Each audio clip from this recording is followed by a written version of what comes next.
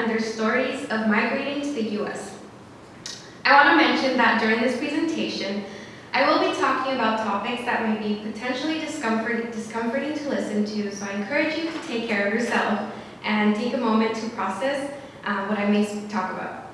With that in mind, let's go ahead and get started. Today I will be talking about why this research was important to me, as well as why it's important in literature. I will also be talking about my methodology, and I will speak of my findings through the 3 stages of migration. And I will also talk about the implications for practice and research and my next steps with this project. I want to start off by sharing a quote from one of my lovely participants, Isabel. She said, "Nunca me he quitado el hecho de que tuve que venir de mi país, de que tuve que sufrir, de que tuve que pasar por humillaciones y de que tuve que aguantar discriminación. Eso los documentos no me lo van a borrar."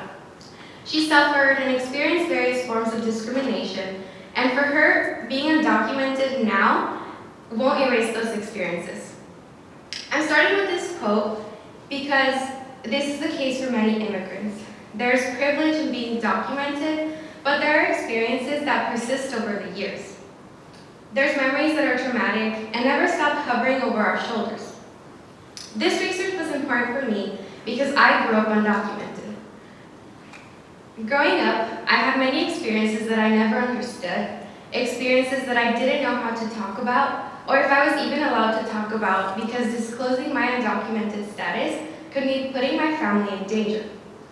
Because of these personal experiences, I started thinking about how other women might have had similar ones. So then that's how my research question came to be. How do Mexican women's immigration experiences shape their overall well-being through their lived experiences in the U.S.? I want to share why I specifically chose Mexican women. Most people think that men are the larger population migrating, but women make up 23 million of the immigrants in the United States.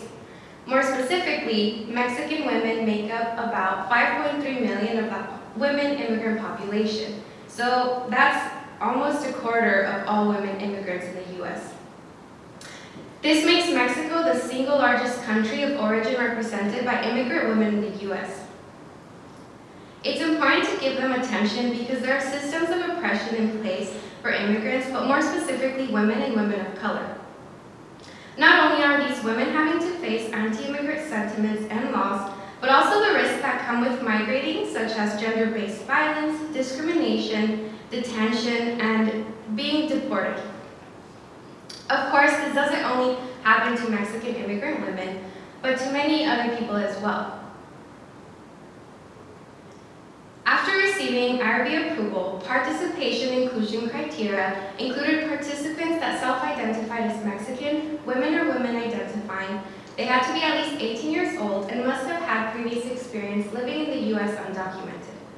There were limitations through the recruitment process due to the vulnerability and sensitivity of the topic, but also the time. During their interview process, there was no inquiry about the participants' documentation status, but during the interview, participants might have felt comfortable disclosing that information. I used an exploratory and qualitative approach involving a one-on-one in-depth interview with each of the 4 participants. The interview was conducted in their preferred language of either Spanish or English, and participants were also given a pseudonym to protect their identity. And after conducting the interviews, I was able to explore the lived experiences of these Mexican immigrant women. And this helped me to better understand how their experiences with migration and living undocumented in the U.S. have affected their individual sense of identity, their well-being, and adjustment to life here. My data consisted of audio recordings and my notes taken during the interview. I used a qualitative thematic analysis to explore the experiences and challenges that they face when adjusting to life in the U.S. I also used an inductive and deductive blended approach because I wanted to find whether my personal experience as an immigrant was similar to theirs. I divided my findings into 3 different points in the migration journey: pre-migration, during their migration journey, and post-migration. So let's get started with pre-migration. When speaking about pre-migration, one of my participants said, "Yo tenía una vida en México con mi esposo y mis hijos. Todo estaba bien hasta que no lo estaba. Empezaron a matar a las mujeres y tomamos la decisión de emigrar a los Estados Unidos. She had a life in Mexico with her husband and family. Everything was okay until femicide began to take over, forcing them to migrate. Many times, society tends to forget that immigrants had a life prior to migrating. Many times, immigrants are forced out of their home countries, and some of them might encounter traumatic events like kidnapping, murder of family members or loved ones, arrest, or surviving a natural disaster. And some might be survivors of intimate partner violence, persecution, gang-related violence, and/or sexual assault. Regardless of the experiences that they may have pre-migration, the decision to migrate is not an easy one. There's a lot of thought that goes into it because for many immigrants, it means never being able to go back to their home country, which for some it may mean to never see some family members ever again. For my participants, life pre-migration sometimes involved being exposed to or experiencing violence, poverty, and lack of opportunity for growth. And all of the reasons were distinct. They migrated because they were brought here by their parents to be reunited with family, but also in search of the American dream. And the American dream can have various definitions depending on who you ask. To me, it means coming to the promised land, the land where people can be free and will have the opportunity to fulfill their dreams. But as my participants shared, and I also found this to be true, the American dream isn't necessarily designed for immigrants. If anything, this dream can sometimes feel unattainable for us. When speaking of their migration journey, all of their experiences were unique. And one of my participants said, "Nosotros nos vinimos con un coyote. Fueron 6 veces las que intentamos cruzar caminando. Fue muy triste para mí porque yo tenía 9 años y yo recuerdo a mi mamá. Yo le llamaba por teléfono y yo le decía que ya no quería estar allí. Y ella me decía, no te preocupes, hija, ya mero, estamos buscando otra manera para cruzarlos." This participant tried crossing the border at the age of 9 with a coyote, a smuggler, 6 times. She would call her mom from her hotel room and say that she didn't want to do it anymore, that she didn't understand why she couldn't just be with her family already. Like Carla, immigrants are forced to take precarious pathways to enter the U.S. due to the tight immigration laws in our borders, which in turn increases psychological distress and depressive symptoms. During the interview, participants shared the various ways they migrated to the U.S. They did it through a coyote, as mentioned earlier, a traveler's visa, and falsified or borrowed documents. And this is really common within immigrants. Although these experiences are not generally deemed as violent, doing so instills fear of being caught and never being able to continue your journey. Ultimately, their migration journey was impactful to their experience adjusting to life in the U.S. Upon arrival, culture shock is inevitable. Immigrants are expected to read, speak, and listen in a foreign language, navigate a culture with a lot of modernity, and meet many societal expectations that are sometimes hard to comprehend. Oftentimes, they are faced with a fast-paced, capitalistic lifestyle, but the lack of documentation pushes them to seek service-based jobs. These jobs tend to provide economic stability, but the potential to being caught and deported increases their fear and hypervigilance in everyday life. There are many components for undocumented immigrants that create more hardships once they arrive in the U.S. They have to support their family, both in the U.S. and in their home country. And most immigrants tend to find themselves fighting to keep themselves grounded through their roots, but over time, assimilation inevitably happens. In my study, I found that adjusting to life in the U.S. can be smoother for immigrants that migrate at a younger age. During the interviews, the participants spoke about feeling a sense of in-betweenness. They spent different parts of their lives in different worlds, so there was difficulty finding themselves fully represented in both cultures, only to find that they would find sanctuary in those that also migrated. This feeling, which they spoke of, was a theory initially introduced in literature by Gloria Saldúa. Furthermore, they all faced language barriers and felt that documentation status affected their livelihood the most, leading to persistent trauma. They all expressed an inability to fulfill the American dream, but have found that gratitude in having the opportunity, but they found gratitude in having the opportunity to build a life in the U.S. During one of the interviews, when asked about adjusting to life post-migration, one of our participants said, "Gracias a este país me ha brindado la posibilidad de tener algo, de hacer algo por mi familia y darles un mejor futuro." She said, "Thanks to this country, I had the possibility of having something, doing something for my family, and giving them a better future." These women also recognized the privilege they held by being documented and safe in this country. By recognizing their privilege, all of the participants said something similar to what Isabel said. "Yo jamás voy a cerrar la puerta para los que vienen después de mí," meaning that they will never close the door for those that are still moving through the various stages of their migration journey. Women have been deemed as passive reactors to their partner's decision to migrate. Women migrate for survival, to better their livelihood, and in search of the American dream. Oftentimes, their biggest motivator to migrate is their children. They want to give them a better life filled with opportunities. And Latina immigrants face extra hardships due to their intersecting identities, as I mentioned earlier. For this reason, it was necessary to give them the space to share their unique stories and experiences. One of my participants mentioned that no one had ever asked her about her experience being an immigrant. I related to this because I never knew that I could be open about my experience being undocumented. Their personal testimony helped me identify commonalities between my experience as well as theirs. And it's also important to decriminalize immigrants. These mujeres luchadoras carry stories, they have families, they want to survive and succeed in a world that constantly neglects and only sees them for their economic contribution. Their humanity is denied and instead continuously criminalized over and over again.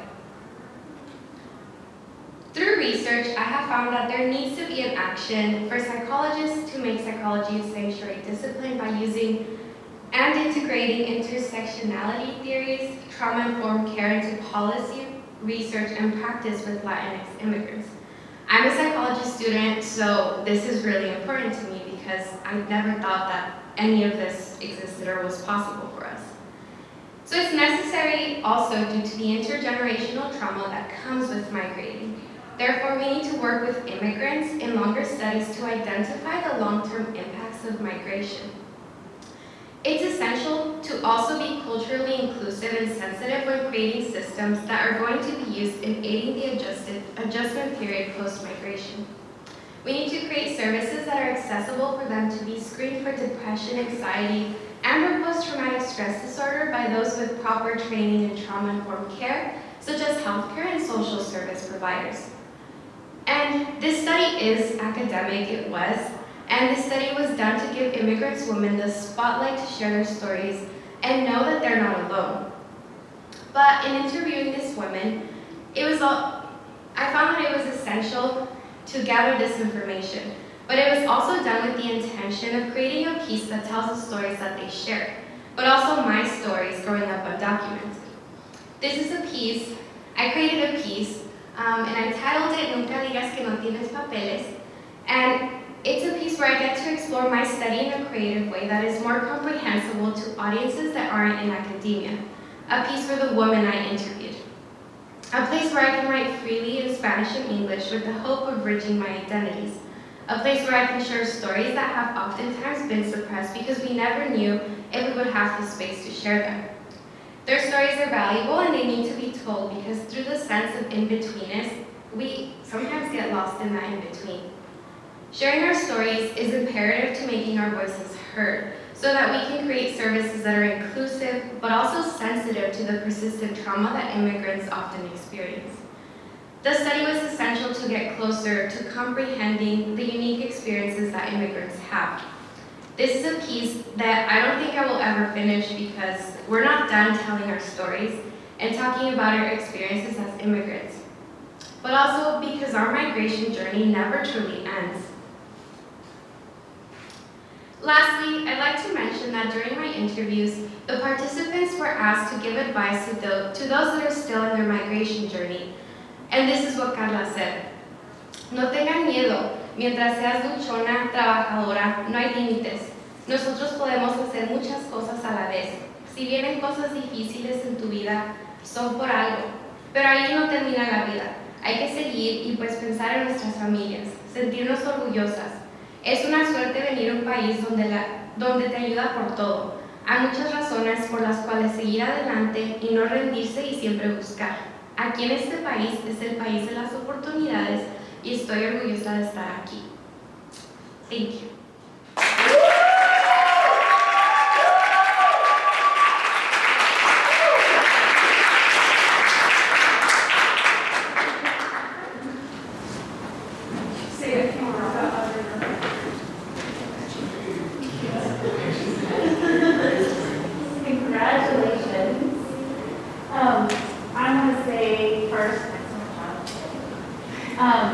And I also think that this was a snapshot of all the and all the people world.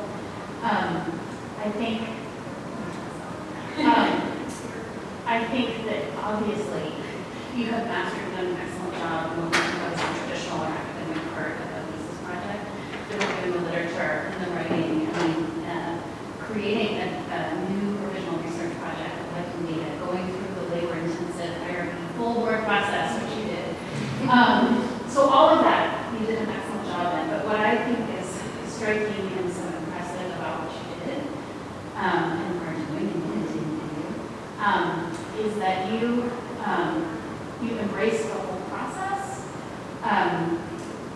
above and beyond sort of the traditional mainstream evidence-based literature, right? You look at that with a critical lens, and then you view this whole process that you described to us today as one of co-creating new knowledge, yourself and research participants together, like co-constructing new knowledge, which is what I think is really important about humanizing yourself as your participants, and also is what can be transformative about a project like this.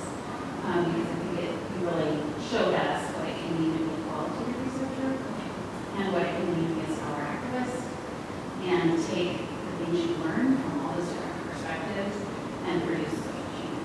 So you did an excellent job, and I so enjoyed having the privilege of being part of this year. Thank you.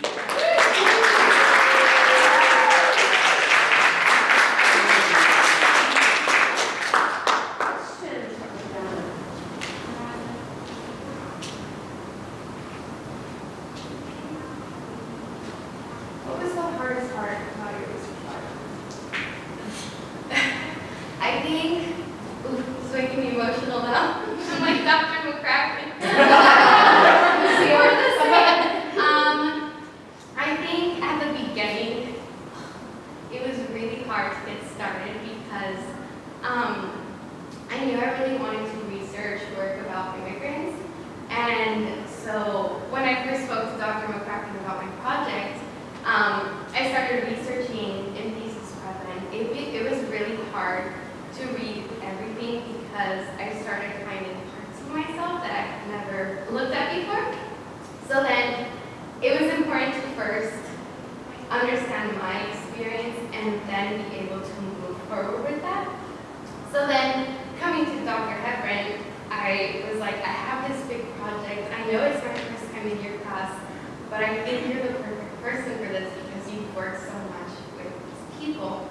And she really helped me put that together and get past like the emotional baggage that I had there, which is a whole nother conference. But yeah, it was hard getting started. But once I started talking to the women that I interviewed, I realized that I wasn't alone, and they also did too, which was a really cool full circle moment where we shared and we laughed and we cried, and we understood that nobody really understands their experience until they have gone through it. And even then, like, each experience is so unique, and it can be hard no matter how many years go back. The persistent trauma that I spoke of is always there because so much of it was a shadow for such a long time. Other questions?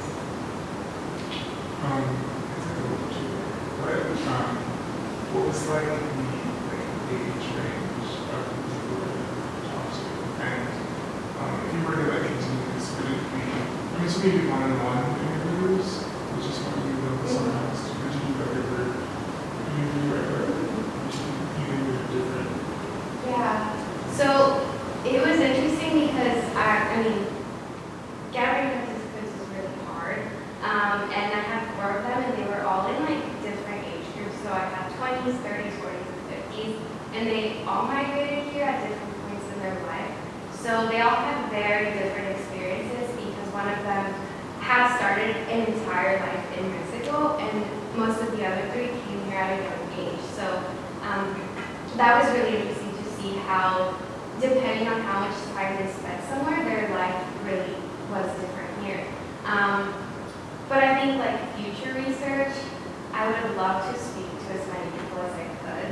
And I actually, as I was going through my data, I realized that this research would probably look so different if I spoke to men, because I think our culture has a lot of our traditional values, and there's a lot of machismo, and I think it would be much different, and I don't think there would be such a big emotional aspect to it, which is my bias going in. Obviously, it'd be really cool to see the opposite of that, because I think we're all fully capable of having that emotional connection to something, but I think just talking to anyone about their journey, I think could be such a valuable experience, and I think group interviews would be really cool because people get to share and actually see other people.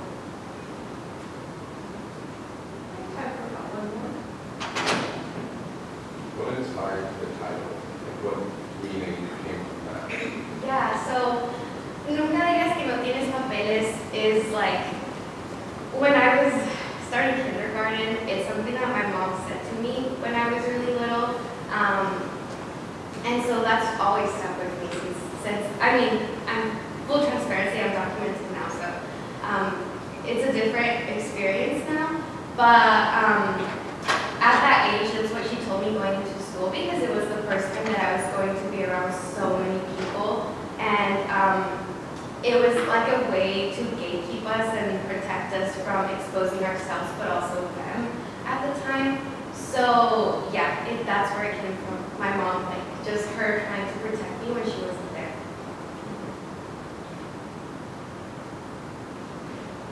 So you talked about your own creative project you want to come out of this. Have you thought about, like, full disclosure, I follow all kinds of like activist blogs, and I'm an embroiderer, and one of my favorite projects is the Tiny Bricks Project.